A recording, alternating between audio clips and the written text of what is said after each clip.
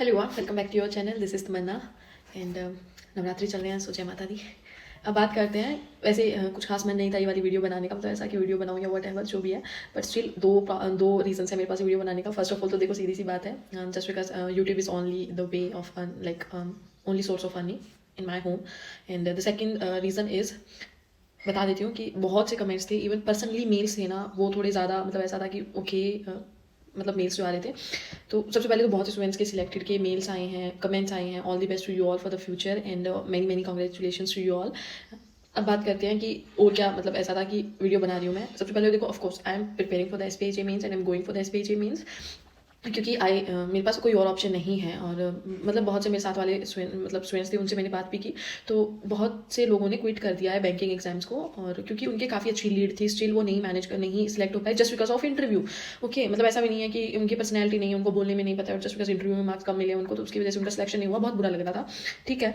और पर मेरे पास ऐसा प्राइवेट एक्सपोजर नहीं है इतना ज़्यादा, क्योंकि आप सर्च कर लेना गूगल मैप पे फतेहाबाद हरियाणा, आपको पता लग जाएगा कितनी बड़ी सिटी है, कितना हम यहाँ पर हमें एक्सपोजर मिल सकता है, और बाहर अलाउड नहीं करेंगी फैमिली वगैरह, और इतना प्राइवेट फैमिली मतलब सपोर्ट भी नहीं करेगी। अगर मैं सही बताऊँ तो मेरे पास यही एक ऑप्शन है एट दी एंड कि मुझे यही करना है। अब बात कर लेते हैं कि पढ़ने के लिए क्या किया क्या नहीं। सबसे पहले तो बहुत से लोगों के सजेशंस थे मुझे करंट अफेयर्स के लिए कि रिटेन करने के लिए, कि नवंबर दिसंबर मंथ मत करो इतना। एक बार तो हालांकि मैंने कर लिया था PDF से, जो स्मार्ट कीड़ा की मंथली PDF थी उसमें से। अभी लास्ट में मैं जो कर रही हूँ वो जनवरी और फरवरी और मार्च ही करके जा रही हूँ, ठीक है। मार्च मैंने फुली किया था, डेली टू डेली किया था मैंने, अगर आपको पता हो तो वीडियो से आप देखते हो। अब बात करते हैं कि अभी इन डेज में, मतलब लास्ट के डेज में मैंने क्या कुछ किया और मैं क्या भी कर रही हूँ। तो सबसे पहले बात कर लेते हैं मॉक टेस्ट की। बहुत से स्टूडेंट्स पूछ रहे थे कि मॉक टेस्ट कितने लगाए कितने नहीं। तो देखो, मैंने अभी 9th मॉक लगाया है, और ये फर्स्ट और सेकंड वाला मॉक किया था, क्योंकि रीजनिंग जो स्पेशली है वो मैं मॉक से ही करती हूँ, और किसी टीचर या मतलब एल से नहीं करती हूँ मेनली। हाँ, कुछ एक वीडियोज होती हैं जो यूट्यूब वगैरह से कुछ एक स्पेशली टॉपिक्स की कि मैं देख लेती हूँ, अदरवाइज मेनली यहीं से करती हूँ मैं। तो मैं 3 ही मॉक लगा पाई थी लास्ट के 3 दिन में। मैंने अभी कोई भी मॉक नहीं लगाया फुल लेंथ वाला, क्योंकि मेरी तबीयत ठीक नहीं थी। I had fever and so that's why, मतलब 2-3 दिन में बहुत ऐसे ऊपर नीचे सिस्टम चला है, कुछ पता ही नहीं था क्या कर रही हूँ क्या नहीं। मैं बहुत नंब सी थी, पर ठीक है, कल से थोड़ा सा खुद को संभाला है और प्रिपेयर किया है, करना शुरू किया है। ये वाला आज ये जो कंटिन्यू आपको दिख रहा है ना 11th मॉक, ये वाला मैं लगाऊंगी मॉक, ओके।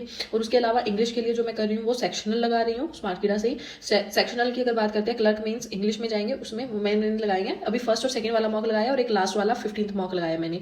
ऐसा है 3-4 मॉक और लगा लूँ अभी डेली के बेसिस पे। आज ये 3rd वाला मॉक कंटिन्यू आपको दिख रहा होगा, ये वाला मॉक मैं लगाऊंगी, ओके।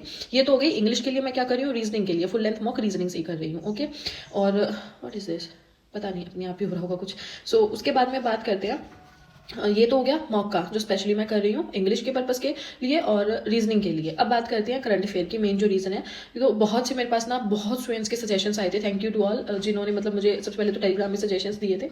और अब बात करते हैं कि करंट अफेयर के लिए अभी मैं क्या कर रही हूँ डेज में। कल मैंने ना ये जो पर्चों वाली PDF आप सबके साथ शेयर करके, मतलब जो बाय नहीं कर सकते ना, मैंने ग्रुप में डाल रखा है, वो ज्वाइन वो वाली वो देख सकते हो, ठीक है, नो नीड टू बाय। तो मैंने कल जनवरी मंथ की PDF ही की थी, फरवरी और मार्च की अभी पेंडिंग है, तो आज मैं सोच रही हूँ आज कर लूँ मैं फरवरी और मार्च की परचम वाली, ठीक है।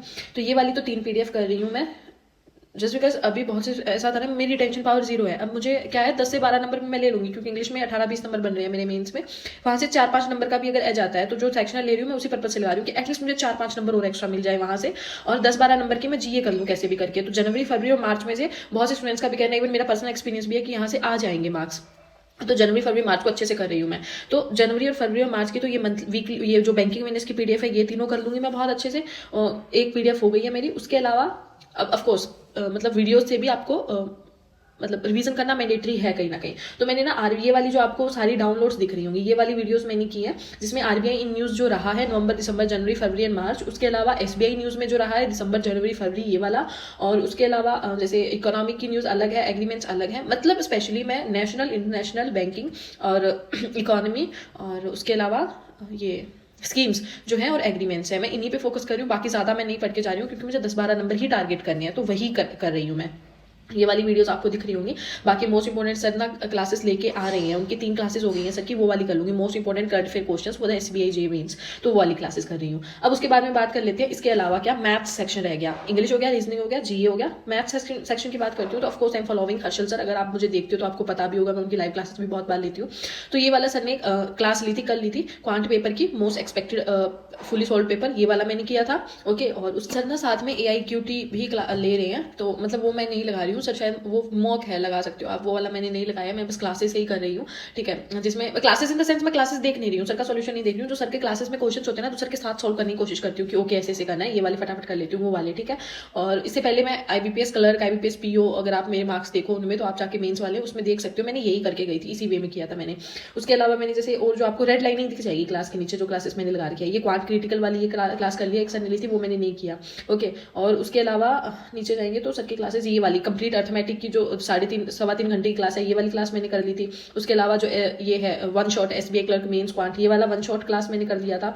और एक 25 DI वाली क्लास आई थी, वो वाली मैंने कर ली। उसके अलावा अभी जो सर जैसे रेगुलर ले ही रहे हैं डेली ये क्लास क्वांट पेपर वाला, वो क्लासेस मैं कर रही हूँ, और कुछ भी नहीं कर रही हूँ मैथ्स के लिए, और बाकी मॉक से हो ही जाता है जितना होता है, बस यही 4 चीज़ें मैं कर रही हूँ। होप सो आपको समझ में आया होगा। अगर मतलब बहुत स्टूडेंट्स ऐसे थे जिनका फर्स्ट टाइम ना प्रीलिम्स निकला, उनको कुछ समझ में नहीं आ रहा था क्या करना है क्या नहीं है। अगर आपसे इतना भी नहीं हो रहा है ना, तो आपका जो स्ट्रॉन्ग सब्जेक्ट है, मुझे एक चीज़ समझ में आई है, वो मैं आपको बता रही हूँ क्या है क्या नहीं।